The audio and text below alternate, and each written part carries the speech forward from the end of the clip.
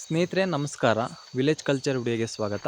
ನೋಡಿ, ಈ ವಿಡಿಯೋದಲ್ಲಿ ನಾವು ಜೇನುಪೆಟ್ಟಿಗೆ ಇಟ್ಟಿದ್ವಲ್ಲ, ಆ ಜೇನುಪೆಟ್ಟಿಗೆಯಲ್ಲಿ ಜೇನುತುಪ್ಪವನ್ನು ತೆಗಿತಾ ಇದ್ದೀವಿ. ಇದಕ್ಕೋಸ್ಕರ ಸಪ್ರೇಟಾಗಿ ಸೂಟೆಲ್ಲ ಯೂಸ್ ಮಾಡ್ತಾ ಇದ್ದೀವಿ. ಅಂದರೆ ಕಂಪ್ಲೀಟು ಹೆಡ್ಡಿಂದ ತಲೆಯಿಂದ ಕಾಲಿನವರೆಗೂ ಕಂಪ್ಲೀಟ್ ಸೂಟು ವಿತ್ ಗ್ಲೌಸಸ್ ಕೂಡ ಇರುತ್ತೆ.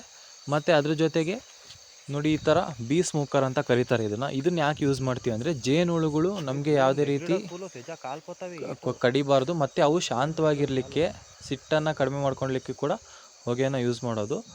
ಮತ್ತು ಈ ರೀತಿ ನಾವು ಸ್ಮೋಕ್ ಯೂಸ್ ಮಾಡೋದ್ರಿಂದ ಹುಳುಗಳು ಆರೋಗ್ತವೆ.